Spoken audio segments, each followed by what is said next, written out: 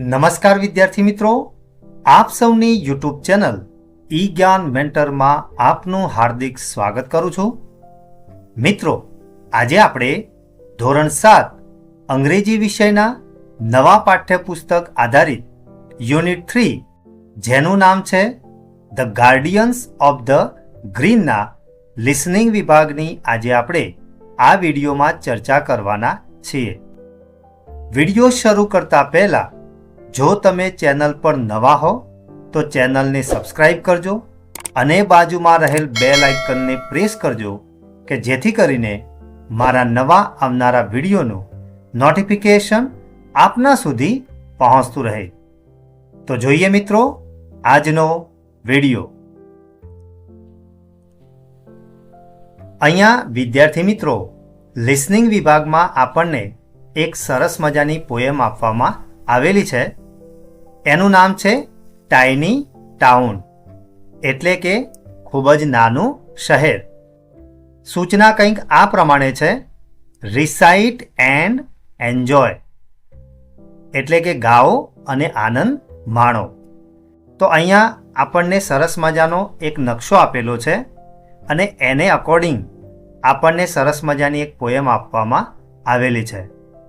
This is the map of tiny town, એટલે કે અહીંયા આપણને જે નકશો આપેલો છે એ ખૂબ જ નાનકડા શહેરનો છે.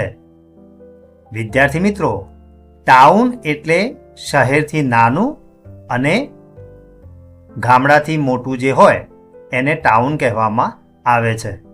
The tiny rods go up and down, એટલે કે આ નાનકડા જે રસ્તાઓ છે એ જાય છે. તો કેવી રીતે જાય છે? અપ એન્ડ ડાઉન, એટલે કે ઉપર અને નીચે જાય છે. Some go right and some go left, જ્યારે કેટલાક જે રસ્તાઓ છે એ જમણી બાજુએ જાય છે, જ્યારે કેટલાક રસ્તાઓ ડાબી બાજુએ જાય છે. The arrows point to east and west, જ્યારે જે તીરની નિશાનીઓ છે એ આપણને પૂર્વ અને પશ્ચિમ દિશાનો નિર્દેશ કરે છે. તો અહીંયા વિદ્યાર્થી મિત્રો આપણને જે બાજુમાં નકશો આપેલો છે એમાં અહીંયા તમને કેટલીક નિશાનીઓ જોવા મળે છે. અહીંયા સરસ મજાનો પાર્ક આપેલો છે. ત્યાર પછી અહીંયા જે બધા જે રસ્તાઓ છે એ ઉપર અને નીચે, ત્યાર પછી ડાબી અને જમણી એમ બંને બાજુએ જાય છે. અહીંયા લખોટા લેક પણ આપવામાં આવેલું છે. ત્યાર પછી ન્યૂ હિલ એ પ્રમાણેનું ટેકરીઓ પણ આપવામાં આવેલી છે. અહીંયા ફ્લોર મિલ, એટલે કે જે અનાજ દળવાની જે ગરગંટી હોય છે એ પણ આપેલી છે. અહીંયા ગ્રીન ફિલ્ડ્સ, એટલે કે હરિયાળા ખેતરો આપેલા છે. આ દિશા છે એ ઈસ્ટ આપણને આપવામાં આવેલી છે. નીચે ઓલ્ડ બ્રિજ, એટલે કે જૂનો પુલ છે. ત્યાર પછી સની સેક્ટર આપણને આપેલું છે. અહીંયા આપણને નીચે જીજી હોસ્પિટલ પણ આપવામાં આવેલી છે. ત્યાર પછી અહીંયા માંડવી ટાવર્સ પણ છે. રોયલ ગાર્ડન પણ આપવામાં આવેલો છે.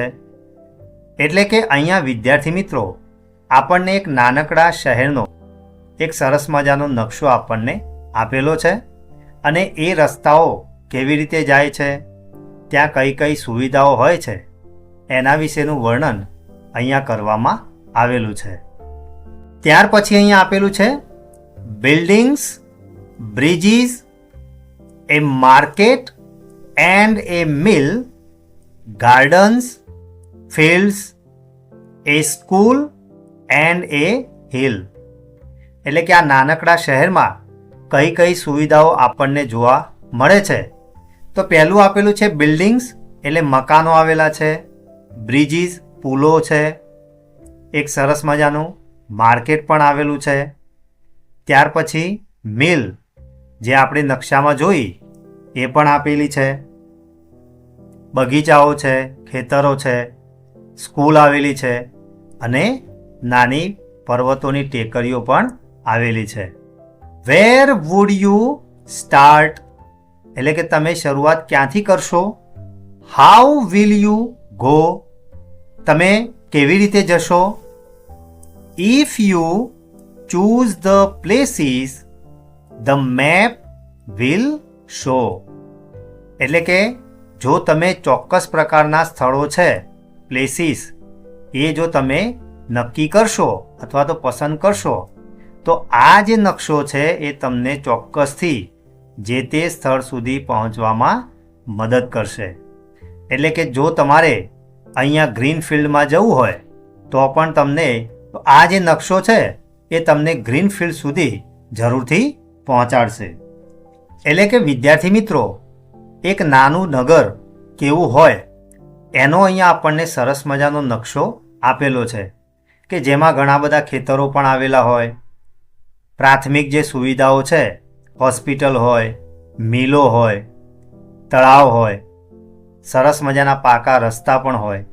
તો આ પ્રકારની જે સુવિધાઓ છે એ આપણને નાનકડા નગરમાં મળે છે. તો અહીંયા આ જે પોયમ હતી એ પોયમમાં આપણને એક સરસ મજાના નાનકડા નગર વિશેની સરસ મજાની માહિતી આપણને આપવામાં આવેલી હતી. હવે આપણે આ જે પોયમની ચર્ચા કરી એના આધારે હવે આપણે આગળની એક્ટિવિટી જોઈએ. અહીંયા વિદ્યાર્થી મિત્રો પ્રેક્ટિસ વિભાગમાં આપણને સૂચના આપેલી છે આન્સર ધ ક્વેશ્ચન્સ એટલે કે નીચે આપેલા જે પ્રશ્નો છે એના જવાબો આપો. પહેલો પ્રશ્ન છે what is the map about એટલે કે આ નકશો છે એ શાના વિશેનો છે. તો આપણે ભણ્યા ટાઇની ટાઉન તો એનો સાચો જવાબ લખીશું બી ટાઉન. બીજો પ્રશ્ન છે where will the tiny road go એટલે કે જ્યાં નાના રસ્તાઓ છે એ આપણને ક્યાં લઈ જશે. તો એનો સાચો જવાબ લખીશું the tiny rods will go up and down and left and right. આ જે નાના રસ્તાઓ છે એ આપણને ઉપર નીચે અને ડાબી અને જમણી બાજુ લઈ જશે. ત્રીજો પ્રશ્ન છે have you ever visited market with home એટલે કે શું તમે ક્યારે બજારની મુલાકાત કરી છે કોની સાથે. તો એ પ્રશ્નનો જવાબ લખીશું yes I have visited A market with my parents એટલે કે હા મેં મારા માતા પિતાની સાથે બજારની મુલાકાત કરેલી છે. ત્યાર પછી ચોથો પ્રશ્ન છે complete the words using AEIOU તો અહીંયા આપણને 5 આલ્ફાબેટ આપેલા છે જેને અંગ્રેજી ભાષામાં વોવેલ્સ કહેવામાં આવે છે. એટલે કે અહીંયા આપણને 5 જે સ્વરો છે એ આપેલા છે અને એનો ઉપયોગ કરી અને નીચેની જે ખાલી જગ્યાઓ છે એ આપણે પૂરવાની છે. તો પહેલી ખાલી જગ્યામાં ઓ અને એનો ઉપયોગ કરીશું. શબ્દ મળશે આપણને રોડ એટલે કે રસ્તો. બીજામાં આપણે લખીશું એ અને ઈ તો આપણને શબ્દ મળશે માર્કેટ. ત્રીજી ખાલી જગ્યામાં ડબલ ઓનો ઉપયોગ કરીશું તો શબ્દ મળશે સ્કૂલ એટલે શાળા.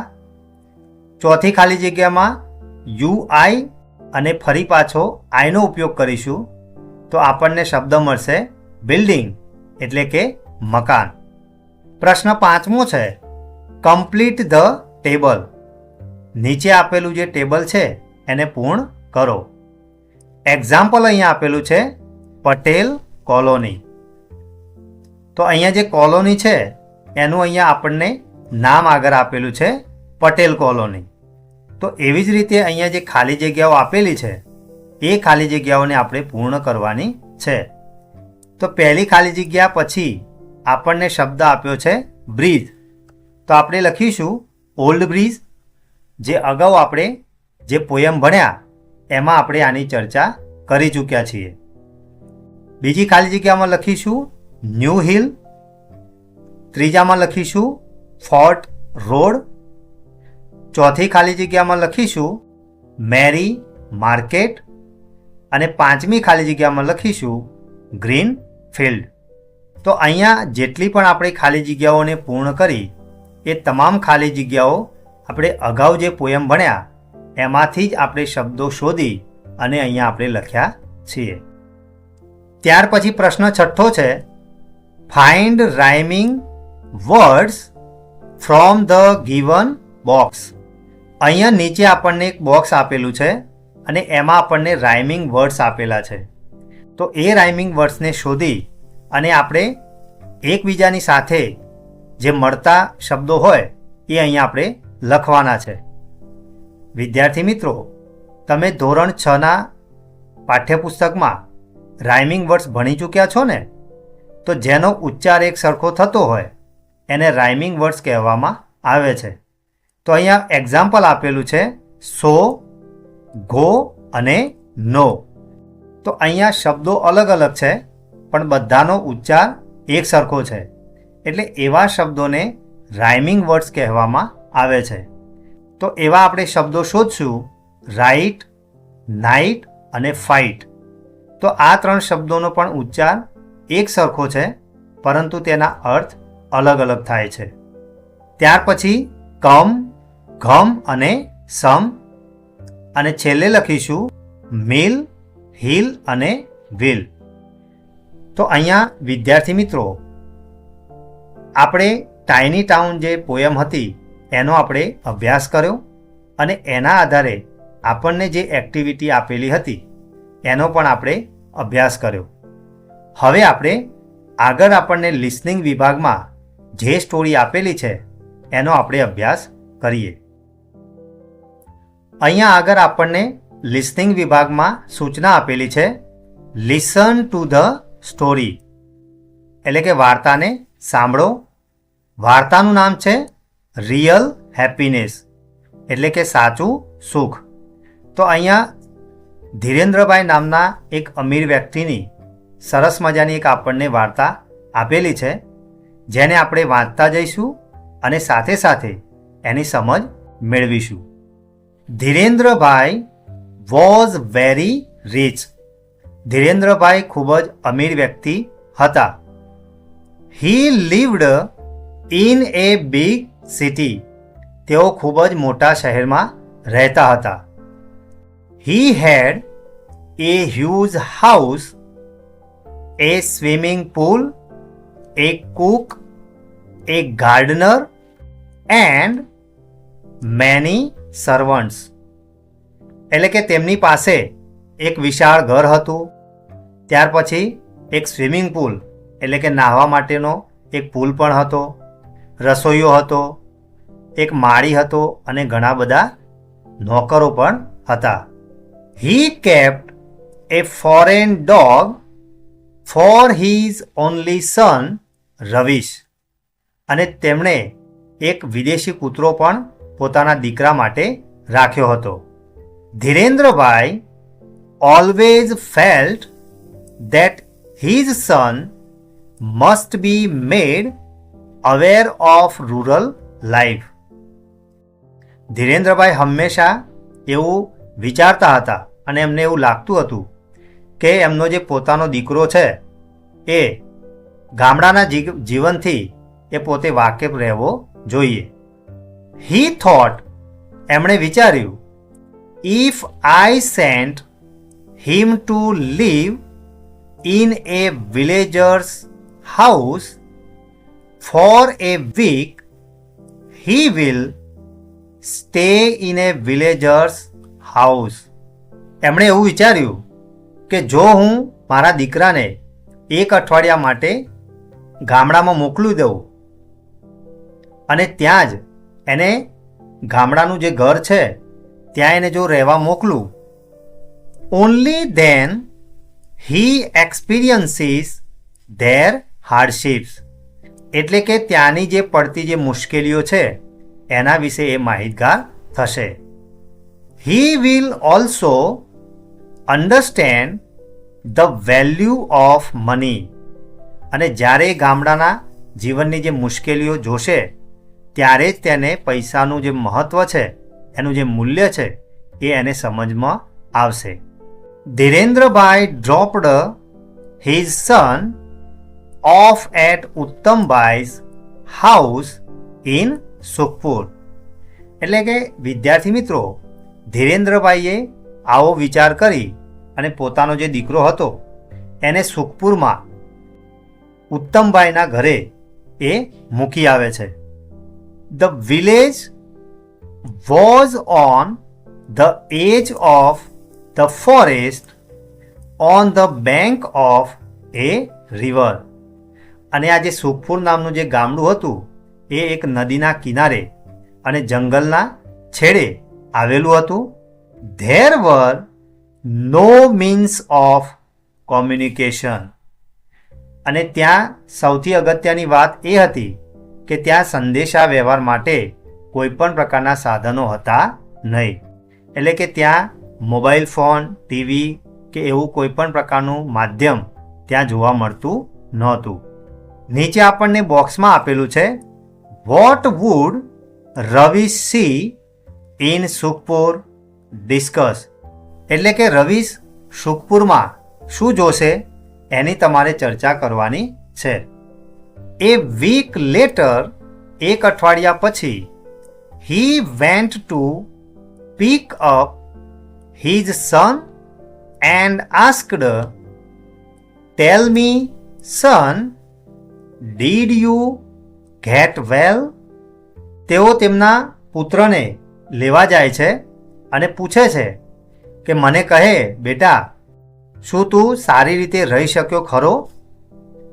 રવિ said, "Dad, there is a world of difference between our way of life and the way these people live." એટલે રવિશે એના પપ્પાને જવાબ આપતા કહે છે કે પપ્પા, આપણી જે જીવનશૈલી છે એ અને આ લોકો જેવી રીતે જીવે છે એમાં ઘણો મોટો તફાવત મને જોવા મળ્યો. We have a small swimming pool at home and it has medicated water in it. એટલે એણે એવું કહ્યું કે પપ્પા, આપણા ઘરે તરવા માટે એક નાનો જ હોજ છે અને તેમાં પણ દવાયુક્ત પાણી હોય છે. My eyes always burn in it. અને એના કારણે મારી જે આંખો છે એ કાયમ દુખે છે. In this village, a river flows behind the hut. જ્યારે આ ગામડામાં એક ઝૂંપડીની પાછળ એક સરસ મજાની નદી વહે છે. I enjoy bathing here. અને મને ત્યાં નાહવાની ખૂબ જ મજા આવે છે. At our home, I have only one dog, but here 4 dogs have become my friends.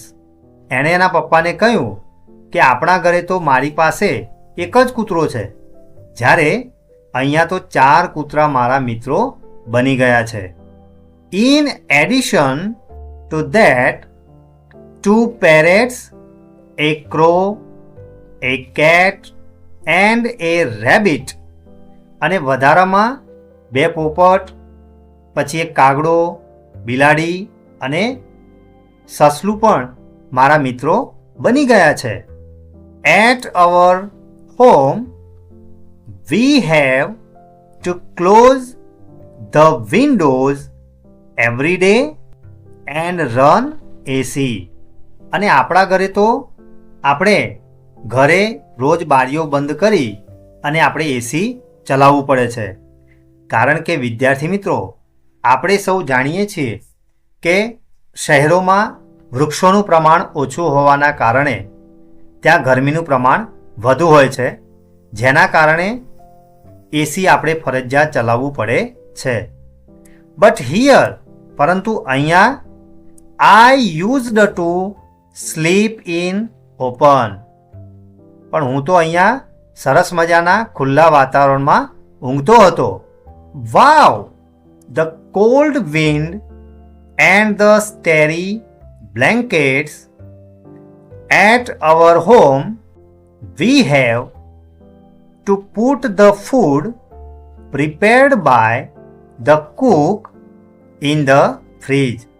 અને વાહ, ઠંડી હવામાં અને સ્ટેરી બ્લેન્કેટ એટલે કે તારાઓની જે ચાદર હતી, એટલે કે ખુલ્લા આકાશમાં જેટલા પણ તારાઓ દેખાતા હતા એની એક સરસ મજાની ચાદર હતી.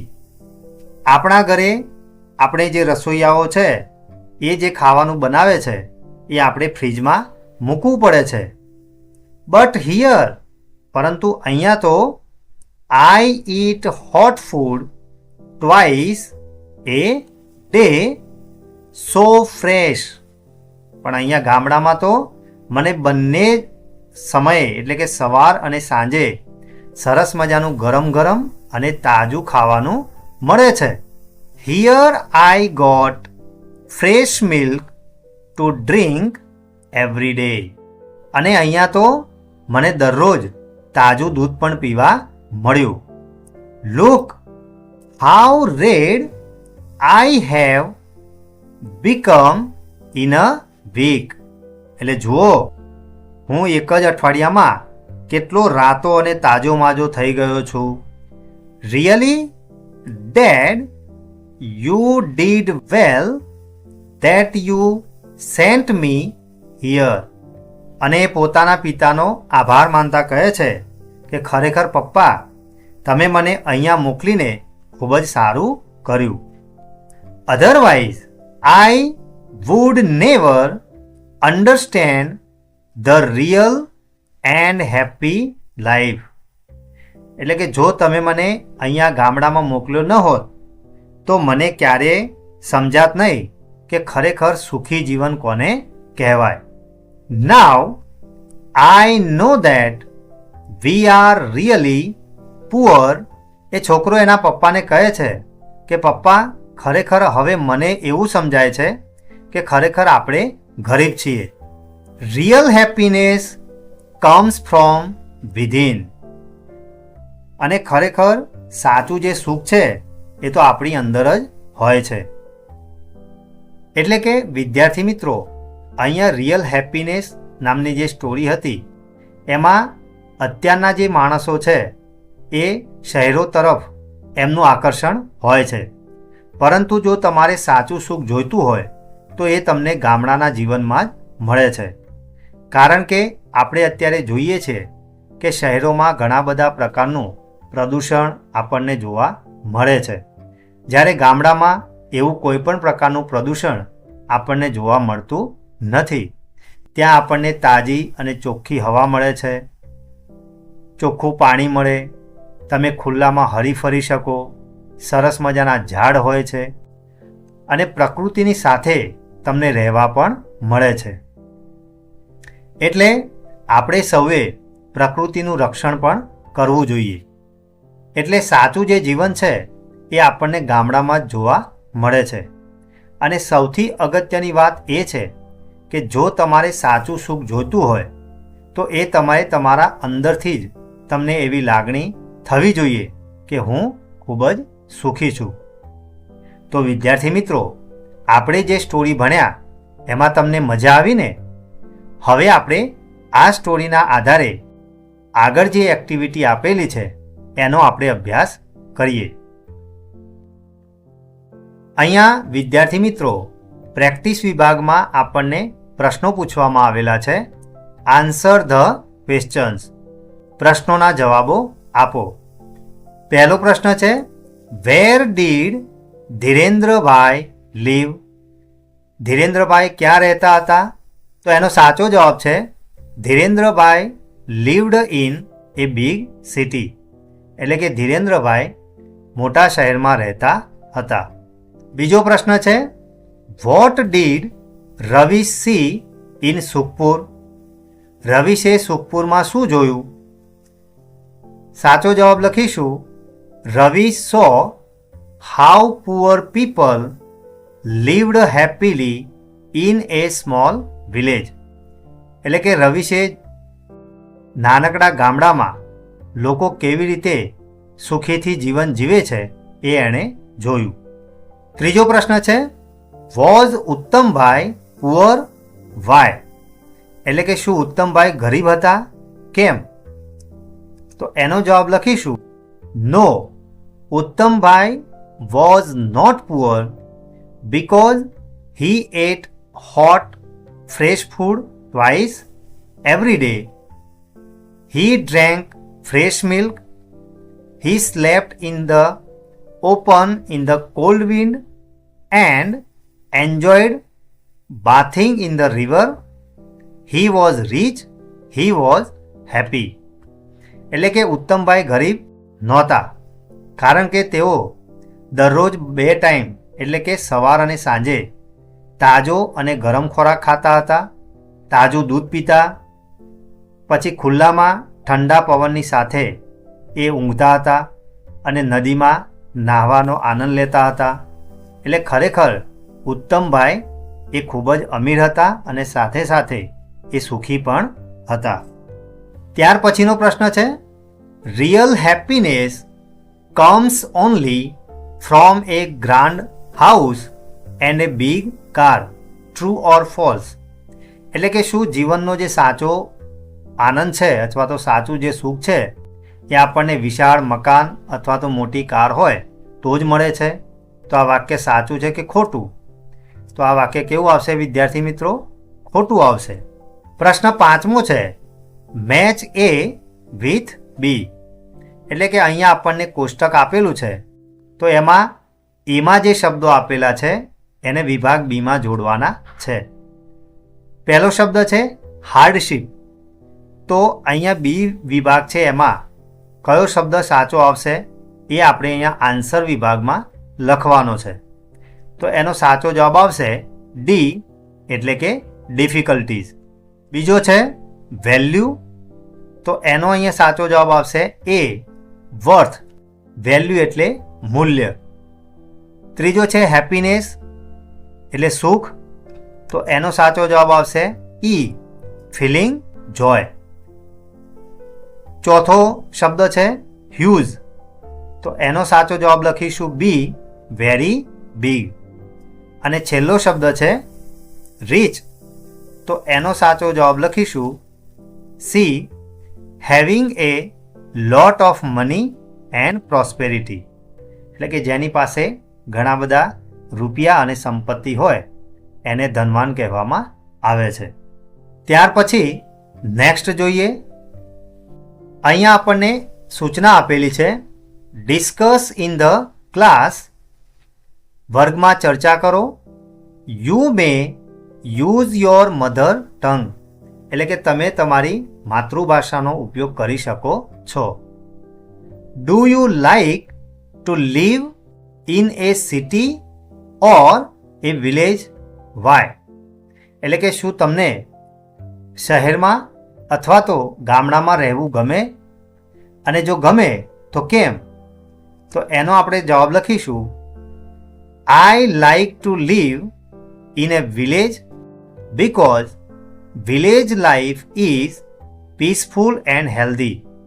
મને ગામડામાં રહેવું ગમે છે કારણ કે ગામડાનું જીવન એ શાંતિવાળું અને તંદુરસ્ત હોય છે. There is fresh air, green trees, beautiful farms and less pollution. કારણ કે ગામડામાં તાજી હવા, લીલા વૃક્ષો, સુંદર ખેતરો અને ખૂબ જ ઓછું પ્રદૂષણ હોય છે. People in villages are kind, friendly and always ready to help each other. ગામડાના લોકો ખૂબ જ દયાળુ, મળતાવડા અને હંમેશા એકબીજાને મદદ કરવા માટે તૈયાર રહેતા હોય છે. I enjoy spending time in nature and listening to the sweet songs of birds. એટલે કે મને પ્રકૃતિ સાથે સમય ગાળવો ખૂબ જ ગમે છે અને પક્ષીઓના જે ગીત છે એ મધુર ગીતો પણ સાંભળવા ગમે છે. ઓલ્ધો cities have many modern facilities, એટલે કે શહેરોમાં ઘણી બધી હાઈફાઈ સુવિધાઓ હોવા છતાં I feel happier and more relaxed in A village. હું ગામડામાં ખૂબ જ સુખી અને આરામની લાગણી અનુભવું છું. Because it is clean, calm and close to nature. કારણ કે ગામડું છે એ ચોખ્ખું, શાંત અને પ્રકૃતિના ખોળે વસેલું હોય છે, એટલે મને ગામડામાં રહેવું ગમે છે. બીજો પ્રશ્ન છે, discuss 2-3 situations when you feel happy. તમારે 2 થી 3 પરિસ્થિતિઓ તમારે વર્ણવવાની છે જ્યારે તમે ખુશ હો. તો અહીંયા મેં લખ્યું છે, I feel happy when I spend time with my family because they always love and support me. હું મારા પરિવાર સાથે જ્યારે મારો સમય વિતાવું છું ત્યારે હું ખૂબ જ આનંદ અનુભવું છું, કારણ કે તેઓ મને પ્રેમ અને સપોર્ટ પણ કરે છે. I also feel happy when I score good marks in my exams and my teachers and parents appreciate me. અને જ્યારે મારા શિક્ષકો અને મારા માતા પિતા હું જ્યારે પરીક્ષામાં સારા માર્ક્સ લાવું છું અને ત્યારે મને જે અભિનંદન પાઠવે છે અથવા તો એની કદર કરે છે ત્યારે પણ મને ખૂબ જ ખુશી થાય છે. Playing games with my friends gives me great joy and keeps me healthy. જ્યારે હું મારા મિત્રો સાથે રમતો રમું છું ત્યારે પણ મને ખૂબ જ આનંદ થાય છે. I also enjoy celebrating festivals, birthdays and school functions with everyone. અને મને ઉત્સવો ઉજવવામાં, જન્મદિવસો અને સ્કૂલના જે ફંક્શનો હોય છે એ બધામાં ઉજવવામાં પણ મને ખૂબ જ આનંદ આવે છે. These happy moments make my life beautiful and fill my heart with confidence and happiness. જ્યારે આ તમામ પ્રકારની જે ક્ષણો છે એનાથી મારું જે જીવન છે એ સુંદર અને મારું જે આત્મા છે, મારું હૃદય છે એ આત્મવિશ્વાસ અને ખુશીઓથી ભરી દે છે. ત્યાર પછી અહીંયા આપેલું છે, ચર્ચા કરો કેટલાક લોકો એટલા ગરીબ હોય છે કે તેમની પાસે ફક્ત પૈસા જ છે.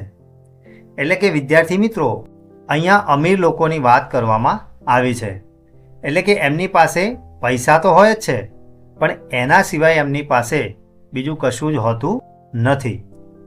તો અહીંયા મેં લખ્યું છે, આ વાક્ય આપણને જીવનનું મહત્ત્વનું સત્ય સમજાવે છે કે માત્ર પૈસા હોવાથી જ કોઈ વ્યક્તિ સાચા અર્થમાં શ્રીમંત બની જતી નથી. જો વ્યક્તિ પાસે પ્રેમ, પરિવાર, મિત્રો, સારો સ્વભાવ, માનવતા, આરોગ્ય અને સંતોષ ન હોય તો તે ખરેખર સુખી જીવન જીવી શકતી નથી. પૈસા જીવનની જરૂરિયાતો પૂરી કરવા માટે જરૂરી છે, પરંતુ તે પ્રેમ, વિશ્વાસ, મિત્રતા અને ખુશી ખરીદી શકતા નથી.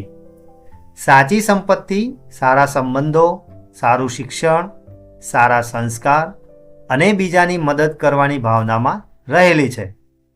તેથી આપણે પૈસાની સાથે સારા ગુણો અને માનવતાને પણ જીવનમાં મહત્ત્વ આપવું જોઈએ. આ જ સાચી સમૃદ્ધિ છે. એટલે કે વિદ્યાર્થી મિત્રો, જો આપણી પાસે માત્ર પૈસા જ હોય તો એ આપણે અમીર છીએ એવું કહી શકાય નહીં. પરંતુ અહીંયા મેં જેટલું અહીંયા વર્ણન કર્યું એ જો બધી જ પ્રકારની આપણી પાસે વસ્તુઓ હોય તો જ આપણે સાચા અર્થમાં સુખી છીએ એવું આપણે કહી શકીએ. અહીંયા વિભાગ બીમાં આપણને સૂચના આપેલી છે, find and write sentences with the following punctuation marks from the story. એટલે કે તમારે અગાઉ આપણે જે સ્ટોરી ભણ્યા એ સ્ટોરીમાંથી અહીંયા જે આપણને પંક્ચ્યુએશન માર્ક્સ એટલે કે જે વિરામચિહ્નો આપેલા છે એવા વિરામચિહ્નોવાળા વાક્યો શોધવાના છે અને અહીંયા એને લખવાના છે. તો પહેલું જે વિરામચિહ્ન આપ્યું છે એ પ્રશ્નાચિહ્ન છે. તો એને અકોર્ડિંગ મેં વાક્ય લખ્યું છે ડીડ યુ ગેટ વેલ. તો આવું જે વાક્ય છે એ આપણને સ્ટોરીમાં આપવામાં આવેલું છે. બીજું વિરામચિહ્ન છે ફૂલ સ્ટોપ એટલે કે પૂર્ણ વિરામ. તો એને અકોર્ડિંગ મેં વાક્ય લખ્યું છે ધીરેન્દ્રભાઈ વોઝ વેરી રીચ. ત્રીજું છે અલ્પવિરામ. તો એને અકોર્ડિંગ મેં લખ્યું છે ઇન ધીસ વિલેજ, પછી અહીંયા અલ્પવિરામ મૂક્યું છે a river flows behind the hut. Number 4માં છે ઇન્વર્ટેડ કોમા.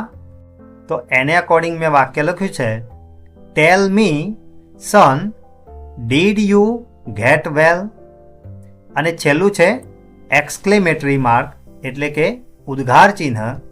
તો એને અકોર્ડિંગ મેં વાક્ય લખ્યું છે લુક, પછી અહીંયા મેં એક્સક્લેમેટરી માર્ક્સ મૂક્યું છે how red I have become in a week.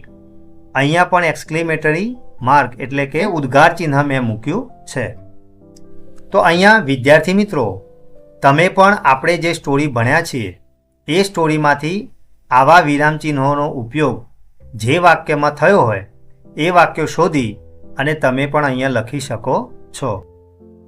તો વિદ્યાર્થી મિત્રો, આજે આપણે the guardians of the green પાઠના લિસનિંગ વિભાગમાં જે પોએમ અને સ્ટોરીની ચર્ચા કરી એમાં તમને મજા આવીને? આશા રાખીશ કે આજે ચલાવેલ પોએમ અને સ્ટોરીમાં તમને સંપૂર્ણ ખ્યાલ આવ્યો હશે. જો તમને આ વિડીયો ગમ્યો હોય તો વિડીયોને લાઈક કરજો અને શેર કરવાનું ભૂલતા નહીં. ફરી મળીશું આવા જ ઇન્ટરેસ્ટિંગ ટોપિક સાથે. ધન્યવાદ.